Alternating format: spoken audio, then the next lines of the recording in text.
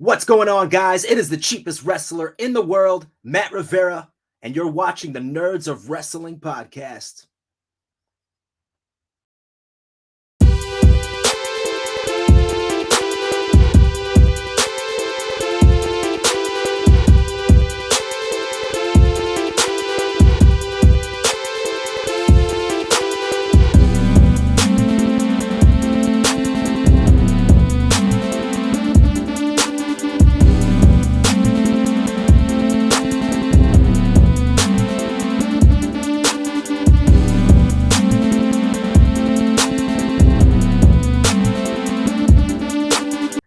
What is going on, nerds of wrestling, and welcome to today's episode of What's Up Wrestler, a podcast by Nerds of Wrestling. It is your host, Justin Del Rio, and my guest at this very time is cheap wrestler Matt Rivera. Matt, what is going on? How are you? Oh, I'm doing well, brother. Thanks for having me. I appreciate it. Of course, man. Thank you for taking the time and being able to do this. I know I've been coming back and forth at you, trying to get you on. Right. I'm glad we're finally able to make this happen. Absolutely. Looking forward to it. Hell yeah, dude. So how's life treating you? How are you? What is new? What's going on in the world of Matt Rivera? Oh, well, I mean, things have been crazy recently. I actually just had my first baby a month ago. Congratulations, bro. Thank you. So that's pretty much turned my whole life upside down, but honestly, listen, I don't know what your future plans are, if babies are in your future, but everyone will tell you it changes your whole outlook on life. It just makes you look at things in a different perspective. They are not lying, man. I feel like my cousin told me that I would feel this way, and he couldn't have said it better. He's like, there's like a new section of your heart that opens up that you didn't realize was there for that kind of love, man. And he's right. He's right. Well, that's awesome, man. Again, congratulations to you. I don't know if any kids are, in my future. I don't know if I'm gonna have any. I work with kids for a living, so I go to work. I have about 50 kids a day, so I'm like, nah, I'm good. I'm good.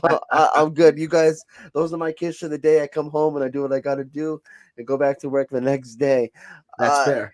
There's let's talk about wrestling a little bit. Sure. So much wrestling going on in the world, everywhere. Everywhere you turn, if you're a wrestling fan, there's wrestling. Have you been keeping up to date with any of the wrestling? WWE, AEW, MLW, whatever W there is out there. Yeah, it's funny. I feel like sometimes, and I don't know if other wrestlers feel this way, but the more I'm training and whatnot, I feel like it's a little hard to catch up. So sometimes I'm like maybe a couple weeks behind, but I do try to stay, current with WWE. Right. And I would say AEW as well. Sometimes I tend to miss more episodes of AEW, but yeah, I try to keep up with both of those. While growing up as a wrestling fan, what got you into wrestling? What really hooked you into all professional wrestling? That's a great question. Compared to a lot of my peers, I was kind of late. I remember being in middle school. I was probably like 12, 13 years old. And all of my friends had been watching it since they were maybe like 7, 6, maybe even like younger than that because their older siblings watched it. But I was a little late to the game. My cousin used to make me play the SmackDown video games with him. And I remember, I'll never forget this day because this was the day that I was like, I got to watch more wrestling. So I'm going through the characters and there was a couple of them that stood out to me. I remember seeing Kane and I was like, oh, this guy looks like a beast. Oh my, I gotta pick Kane, in order to defeat my cousin. Right. This guy looks like he would demolish people. But the person I ended up picking was Chris Jericho. And I just thought he looked so obnoxious with his ponytail coming out of the top of his head and his long scraggly beard. And I was just like, I like this guy. I got to see more of this guy. And that's really what started it. It sounds ridiculous, but seeing Chris Jericho and some of the wrestlers' appearances, I've always been like a comic book fan, anime fan. So as I believe Edge once said, it's like seeing comic book characters come to life. Absolutely. Really what pulled me in. Yeah. What year, if you remember, what year did you remember you started watching wrestling?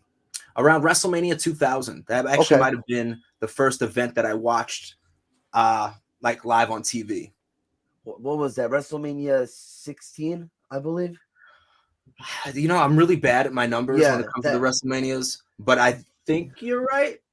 I'm Yeah, pretty yeah, sure. no. After I asked, I was like, wait, yeah, that's WrestleMania 16 because 17 was in '01. So now I remember. Yeah, Yes. WrestleMania 16, man. Is there any matches in that WrestleMania in particular that stood out to you the most? If I'm remembering correctly, it was the triple threat tag team match. It's kind of what I think kicked off the TLC Yeah, matches. It was the triple threat ladder match with the same guys, Dudley's, Edge and Christian, and the Hardy Boys. But they didn't really introduce the whole tables, ladders, and chairs. Oh my! But they ended up having all of those weapons anyway. But I remember watching it, just like, oh my gosh, these guys are nuts. These guys are right. crazy. That and a lot of people weren't a huge fan of this main event, but I thought the Fatal Four Way for the WWE Championship, which was, if I remember correctly, Big Show, Rock, Mick Foley, and Triple H. Yep. Yeah, I thought that But was a cool match. I thought it was different. They had McMahon in every corner, so I thought the whole concept was really dope. yeah, I mean, a lot of people wouldn't really, say, oh, that Fatal Four Way WrestleMania 2000 was my favorite match of all time. But Right. to each their own. To each their own. Yeah. Bro, trust me, I've heard a lot of people say some weird matches. I'm like, okay. I mean, hey, to each their own, I guess. Absolutely. And then you were talking about TLC. Of course, we all remember what those three tag teams did the next year at WrestleMania 17, the greatest WrestleMania of all time, Mm-hmm. if I may add. Uh, Agreed. but Agreed. but after thanks, man. After WrestleMania 2000, you started getting into wrestling. Other than Chris Jericho, what other wrestlers really caught your attention? I would say top two from Jericho, definitely The Rock. I feel like Okay, of whenever course. The Rock spoke, I'm like, oh man, I was listening, and to me that was something I wanted. I was like, oh, that's so cool. Like when this guy talks, I just want to know what he's going to say next, and I usually cannot predict it, except for maybe some of those catchphrases. But The Rock was awesome, and I really enjoyed Triple H. I always enjoyed a good villain. Growing up, I was always a fan of Megatron, Vegeta, but Triple Right. H to me was that guy at that time in WWE. He was the Megatron or the Vegeta character. So Triple H for sure. Now you started to watch wrestling. Now you're finally, in the loop with all your friends. What was your friends' reaction when you were started watching wrestling, if you remember? At first they were like, "Ah, this guy, sell out." He was always like, "Oh no, I don't watch that stuff. I don't watch that stuff." And now he's all into it. But they were welcoming. It was cool. We all were like, "Oh, Right. I'm this person. DJ, like throwing up the DX. crotch chops." And yeah, it was a great time, man. Wrestling, I feel like it was such a big part of my childhood, and obviously influenced who I am as an adult at this point in time. I know it's I know that was kind of a weird question, kind of far away, but like that was always a question I wanted to know. Like, oh, you didn't watch wrestling, now you're starting to watch it. What was your friend's reaction? And same thing for me, man. I always said, oh, I don't watch that. I don't want to watch it. I started watching it. Everyone was like, where the hell you been the past 5 years, bro? Like, Yep. what's going Yep. on? You know, I was late to the party. Yep. right? A little late to the party, but hey, better late than never. If that's what they always say. Let's talk about Matt Rivera. Who is Matt Rivera, and where did Cheap Wrestler come from? That is the question. Uh, Matt Rivera, I would say, is an entrepreneur, always interested in a bunch of different things, including professional wrestling. Matt Rivera is a cheap person. I am a cheap person. Ended up getting on the show Extreme Cheapskates, and that's kind of been my claim to fame, if you will. Everyone's like, "Yo, you're that cheap wrestler who taped his boots, so on and so forth." But yeah, and recently, not to jump the gun here, but I started making a comeback and decided for the first time to actually use the cheap wrestler as a gimmick, which was never something I wanted to do when I was younger because the episode was a while ago. Right. And back then I went by the number one attraction, Matt Saxon, who was this arrogant, kind of dressed pretty cool and whatnot. And I went from that to the cheap wrestler, which it's not really cool to go around saying you're cheap. I mean, but if it works for your character, it works for your character. Absolutely. But like, has that always been the gimmick that you wanted, or was it something that kind of just came to you? It was definitely not the gimmick that I wanted. What I tell people was I never looked at myself as the cheap wrestler. I was just a wrestler who happened to be cheap. Right. And my friend saw the TLC thing on some website and they're like, "Oh, dude, you're so cheap. You should do it. You should do it." So I was like, all right, I'll submit something. And they thought it was really cool that I wrestled. And the rest is history, basically. They're like, oh, that's so cool. We want to do, something based on someone who does something. So I guess at the time, especially, it was pretty unique. I feel like the wrestling world is a lot larger now than it Yeah. was when that episode came out. Yeah, no, I agree. What year was this, if you don't mind me asking there? That is a good question. Let's see. It was about 6 years ago, maybe Okay. 7. So it was a while ago now. So kind of when independent wrestling kind of starting taking off. Kind of like Exactly. not a lot of people were like, because 10 years ago, not a lot of people were paying attention to the indies. But No. like 6-7 years ago, once WWE started creating, the Cruiserweight Classic, the UK people were like, who are these guys? Like, who Right. is everybody? That's when it started taking off. But let's talk about your training. What got you into training? What made you want to become the professional wrestler that you are today? Sure. Like I said, definitely an entrepreneur. I'm someone who has a lot of different interests, and I'm like, let me just try this. I gotta try this out, see where it goes.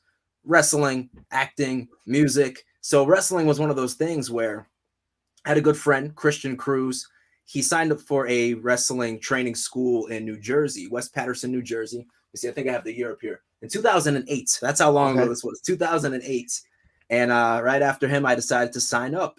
And at that time, it wasn't kind of like you said, it wasn't the cool thing to do. There weren't a lot of schools. It wasn't like you just, Googled it and found it. You had to dig if you wanted to find a wrestling school at that point. So my friend happened to stumble upon it and I signed up for it. But yeah, the landscape was so different. But even in the style, like, oh man, wrestling back then, when you were in wrestling school, there was hazing going on, a lot of hazing. It was not easy. It was not easy at all. Not saying it's easy now. Just I guess like on a mental, emotional standpoint, things have become more lax, thankfully, in a good way. But back then it was tough. And I think I had wrestled for a stretch of maybe 6 years straight before I decided to do something else. Damn. Wow, 6 years straight. That's incredible, bro. But when you started training, you stepped into the ring for the first time. What was your reaction while kind of bouncing on the canvas? Here I am, like pretending I'm bouncing on the canvas. I saw that. Yeah. See, hey, you got to bring the podcast to life too sometimes. But what was your reaction when you started, stepping foot into the ring, running those ropes, taking that back bump? Sure. There was a few things I realized right away. One, I am not a naturally athletic person at all. There's people that like, oh yeah, that's fine. I'll just start doing, running up the turnbuckles and doing backflips, no problem. Like, yeah, right. I'm like, what? I'm like, I can't do that, So that was the first thing I realized, that this was going to be tougher for me as far as the moves than maybe some other people. So that was right away. I just saw it. I was like, I don't think I okay. could do that. Yeah, I was like, I'm gonna. He did it on his second try. It might take me like my 12th, but I'll get there. So that was the first thing I noticed. The back bumps. Yeah, I think most people say it. The first time they take a back bump is definitely unnatural because you're throwing yourself back in a way that if you were to actually fall, you put out your hand, and try to protect yourself in that way. Yourself. Right. But now it's like, oh no, you got to throw yourself back in a way that you're protecting yourself, but in a different way. What was your reaction? Oh yeah, sorry. No, I was just gonna say, so it was a little rough. That's it. It was a little rough. What was your reaction though when you hit that first back bump? I'm assuming you did it incorrectly, as many wrestlers the first time do. Yeah. The first couple of times, I mean, I was like, oh, that wasn't so bad, but I also wasn't doing it right. like I was like, oh, it's not so bad. I'm like, well, yeah, because you kind of just laid backwards, or like you didn't really jump into it. You kind of just rocked back. So I was like, oh, it's not so bad. And the first couple of ones that I took that were good. Right. It was actually better because if you land the right way, it's not so bad. It might take the air out of you because there's some rings that are tougher than others. But I don't know. I think it felt good in like a way. Like it hurt physically, but I was like, oh, okay, I did it. And I did it once. I can keep doing this. It's weird, man. It's like a weird high. Right. I 100% agree. I don't think I would ever be able to do wrestling. A lot of people say, Justin, you should wrestle. You should. Yeah, no, I'm good. I'd rather just go to shows, interview wrestlers, and that's it. Imagine I'm a wrestler, but I Right. don't think I could ever do what you guys do. It's an incredible sport, and just an incredible art that you guys are able to do in that ring. But going through the whole time of training, what was your friends' reactions? What was your family's reactions when you told them, "Hey, I'm gonna train to be a wrestler"? I think both of my parents, when I first told them, they were like, okay, that's kind of strange, but all right. Right. And I think the more I did it, it actually the realization clicked in, and they didn't love me doing it. Long story short, they didn't love me do it. Always worried I was going to get hurt in the ring, and thankfully, let me find some wood to knock on. I have never been injured. So Right, there there you you go. go. And so they were scared. They were scared, but supportive, but scared. Friends at first were really, really excited. We're really excited. There's always that initial like, oh wow, you're doing something unique. I want to come see a show. Then eventually that kind of fades, that excitement. And there's either the hardcore fans who want to see you, or your really, really good friends who will keep Right. showing up. But they thought it was cool. It was very different at the time. Like they didn't have any friends who wrestled. Now you could probably go to a high school and there's like 50 people in a class that are like, oh yeah, that's what I want to do. I want to try that out. It's Yeah, different. So it's that's incredible. But I'm glad you had your friends' support and your parents. Obviously, I'm assuming they grew on to the okay. Well, we can't stop him from doing this, so this something is like it. that. Going going through all that time of training, was there any doubt in your mind where you were like, "Yeah, I don't think this is for me"? Mm. Oh yeah, like a few times, a bunch of times, honestly. Which some people might not say that that's the case, but for me, for sure, because like I said, it's a blessing and a curse. But I have so many different interests, and I think that the blessing is that I get to experience all these different things in life. Right. The curse is that I don't feel like I ever master anything. You know what I mean? Like Yeah. there's nothing that I'm like, I've excelled at this. I've accomplished the goals that I want. Because in wrestling, I'm like, oh man, there's still so many goals that I want. Um, so that's definitely part of the reason why I've been in and out. Because the first time I retired, which I don't even use that word anymore, was after the Extreme Cheapskates episode. I think I wrestled for another year, and then I retired. And I was like, no, I'm good. I'm good. So yeah, I definitely had points where I was like, all right, I'm done with wrestling. But wrestling's one of those things. It has a way of bringing you back in, even if you think you're done. So, Right. After all the training was done, how long was your training, and what was your first booking? mm. So my training was about like 9 months.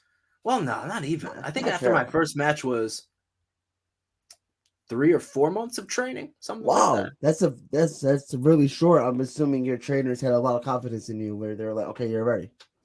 Something like that. Now, honestly, they did it smart at the school. There was things that I liked about the school, and I won't even say the school by name, but there's things that Right. I liked about it and things that I didn't like about it. But they were really smart with debuts. They were like, all right, Matt, you're going to be in a tag team match where the other guy will, let him show you what to do. Just kind of follow his lead. We'll tag you in for some small spots here and there, and that'll be your first match, and maybe the next one will be a very short singles match. So they really worked up to, bigger, longer, more important singles matches. But it was about 3 or 4 months into it. It was a tag team match. And then after that, I had a singles match the following month. And then I had one more match at this wrestling school. So I was there for about maybe 9 months. And after that, I ended up having a booking in North Carolina. I remember seeing Wow. something. I'm gonna give my age away a little bit here. I remember seeing an advertisement on MySpace, and it was like, Oh my "Oh, looking god. for wrestlers." Yeah, yeah, looking for wrestlers in North Carolina. I was like, "Oh, that sounds pretty cool." So I clicked that, and yeah, my next match out of New Jersey was in North Carolina, so it was a nice trip away. Well, I think all the young viewers who are watching and listening are gonna Google right after this. What is MySpace? Yeah, or like, how old is the cheapest wrestler? He must be 40, right? What was it like to wrestle in, North Carolina? It was different. It was really cool to go. Like it was a different experience, but it's definitely one of those that many wrestlers talk about. You show up and there's 20 people in the crowd. And I'm like, man, I went all the way to North, because I live in New York. I went all the way to North Carolina for like 20 people in the crowd. And don't get me wrong, that didn't make me entertain any differently than I normally would. But it was just funny to see, because I expected, at least 100 people in that room, but it didn't happen. You expect to see like a massive arena full, like screaming fans. Oh yeah, but I will say this too: the way they look at wrestling is a lot different. Sometimes in the South, so into it, and that was my favorite part. I mean, I was a heel going into that show, and I remember cutting this promo that there were so many people upset with me. At the time, there was a lot of celebrity deaths, and I decided to use that within my promo. As a heel, I've definitely offended people in the past, especially 10 years ago compared to now. Now you have to be got to be a little more careful. There's a wrestler, I'm not sure if you're familiar with him, Sean Donovan. And I heard of him. Yeah, he's been around, did some AEW dark appearances and whatnot. And I remember having the conversation with him, and he had basically he's been wrestling for a long stretch now without any sort of a break. And he was telling me that, as a heel, the world's a different place than it once was. You can't just say whatever you want to whoever you want. So back then, though, it kind of did. Like, I remember my opponent, it was a grudge match. It was the second time I was wrestling him. And it was, the whole premise of the promo was, the chances of Christian Cruz beating me tonight are the same as blah, blah, blah, blah, blah. Mm-hmm. So at the time, Patrick Swayze had recently passed away. Ooh. So like, the chance of Christian Cruz beating me tonight about the same as, I don't know, Patrick Swayze starring in another movie. And people are like, boo, the same as Michael Jackson coming out with a new album. Boo. Oh, so I just kept going with the celebrity deaths, and they're like, that's so messed up. But yeah, it was a really good time. Right. Even though there was a small crowd, it was a good crowd. I feel like you could be a heel very, very well in today's society, but like, your friend said, just be careful what you say. But a lot of heels don't give a fuck. They don't care. Like they don't care. Like they'll say what they want, and yeah, it draws more heat to them, but they're doing their job. They're grabbing attention. They're making their Twitter followers just blew up 50,000 just from that one promo they said. But I mean, just like, again, you do got to be careful. But some wrestlers, they don't give a fuck. Right, and it's really, it's a fine line to walk. That's really what it is. It's a fine line.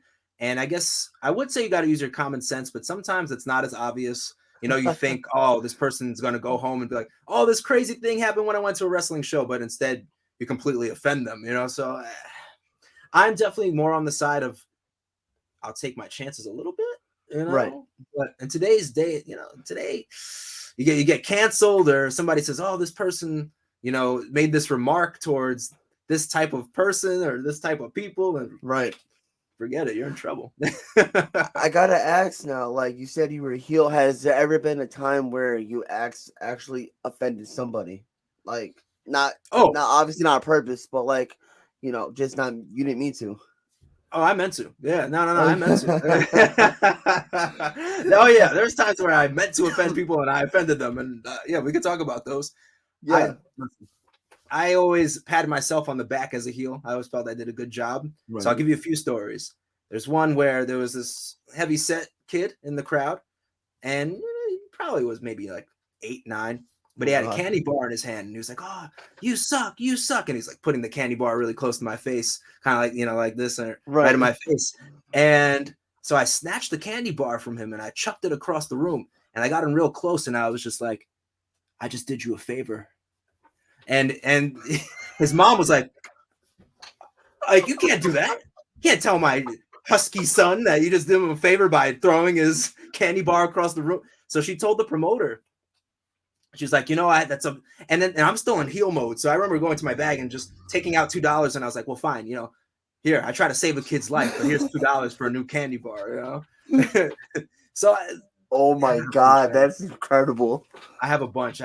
There was one time in Brooklyn where I was one of the last matches to go up, and it was like a trios match, trios tag. So everyone keeps coming to the background, to the locker room, and they're saying, there's this one woman in the crowd. She's just like cursing at us and screaming at us and standing out of her chair, and she's just going crazy. I'm like, all right. Now at the time I had this like huge beard. So I get in the ring, and I see this woman. Shut up. I grab the microphone. She's like, shut up. Before every time I go to open my mouth, she's like, no one can't. Like, just going crazy. She's totally into the show. But I look at her. She's got this like thick mustache. Oh, this woman's got like a nice mustache. So I'm like, all right. I'm like, lady, shut up. You got more facial hair than I do. And everyone was like, ooh. And she just sat down. She didn't say anything for the rest of the show. Now, again, these things dude, might I'm really dying. people. Yeah, I'm like, but to do these things today, somebody might even be listening to this and go, oh, right. He can't say those things. That's terrible, There was one. It wasn't even something that I did, but do you remember the Heartthrobs, the tag team, the Heartthrobs? Yo, and who was it? Antonio Thomas and yes, someone else. Yeah, I remember Antonio. Yeah, I remember them. Romeo, right? Romeo, something like that. I can't remember his last name. I think it's something like Italian. But anyway, I remember watching a Northeast Wrestling show where he was on it, and I'll never forget because I thought it was a great line. There was a young couple, maybe early 20s, sitting in the crowd, and he's ripped, really good shape. He gets in the ring and he's like, the girl is cheering for him, and he points to her, and he goes, I'll never forget. I just thought it was so good. He goes, guys with abs like this don't go out with girls with faces like that. And the boyfriend was so upset because he thought like she was an attractive girl, but right. I guess he was trying to play her so hard. It's just like still not good enough for this body, And I love stuff like that, man. I think that's great. You said that was at Northeast Wrestling? That was it, yeah, many years ago at Northeast Wrestling, yeah. Yeah, I remember I saw Antonio Thomas at one show at CTWE, but that was like, God, almost 10 years ago. So that was a long time a while ago. We're talking a while ago, yeah. Yeah. So that had to be well over 10 years ago for sure. So obviously you have many stories as a heel. Probably the funniest stories I've ever heard, if I'm being honest with you. But who is Matt Rivera now? Is Matt Rivera still a heel? You know what's funny? Heel, babyface, I always felt there's a fine line between both. To me, my favorite baby faces of all time are the ones who are jerks. The ones who actually, their personalities, they're kind of like, oh, that guy's a jerk. Stone Cold Steve Austin, he wasn't a nice guy. Right. He wasn't a nice guy, but he was for the people. So to me, that's who Matt Rivera is, or can be at least. Because people always ask me, you babyface or heel? I'm like, I'm whoever you want me to be. Do you like what I'm doing? Do you like this? Do you enjoy me, completely verbally slaughtering, my opponent? If you enjoy that, then I'm a babyface. If you think I'm a jerk for it, then I'm a heel. I absolutely feel like in wrestling today, there is no more heels. There is no more bad guys. You explained it perfectly. If you like so-and-so, they're a good guy. If you don't like them, well, they're a bad guy. Because, I mean, for the people listening, and Matt, maybe you'll agree, because like I said, there is no heels or faces anymore, because you could watch a WrestleMania match between, like, for example, Sasha Banks and Bianca Belair. Both of them are faces. Right. They're not heel. Like Sasha Banks is not the heel that she was in 2015 going into the match at WrestleMania against Bianca Belair. If that was the case, then obviously Sasha would be the heel, Bianca would be the face. But like I said, there is no more faces or heels. If you want to piggyback off that, do you agree? Do you disagree? I think I definitely see where you're coming from. Like, for example, if you really had to break it down, Sasha versus Bianca, Sasha would be the heel, Bianca would be the babyface. But there's such a, how do I put it? Like even Becky Lynch's recent run, has she done enough to be considered a bad person? No, I don't think so. I don't think she's done enough to be considered a bad guy. She's not telling the fans to shut their mouths often. She's not, cheating too much here and there, but sometimes it's comedic. Like when she leaned on Bianca's ponytail and was like, to me, that gets a pop out of me. I was like, oh, that's great. She's pretending she's like, no, I'm just leaning on the ring here, not doing, nothing's wrong, nothing to see here. But she was actually cheating. But it's just, I feel like the thing is with wrestling back in the day, they wanted you. I can't remember what wrestler it was, but this was a few years ago now. They're like, heels. The problem with heels is they still want to be liked. Right. Like they want to be a bad guy that people enjoy watching. they don't want to be the bad guy that you're like, oh, get off my TV, you know? Like I feel like JBL kind of had that aspect to him where I was like, oh, come on, man, JBL, I don't want to see you again. But and some people might be like, well, it sounds terrible, but no, like he came out and I'd be like, oh, shut up, dude. Like, you know what I mean? Agreed.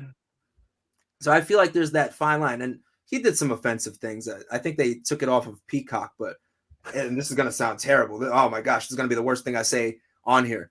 but I thought it was hilarious when JBL was feuding with Eddie Guerrero. He did that thing where he was pretending to patrol the border. Do you remember that promo? That little skit? Vaguely, probably. I gotta look back.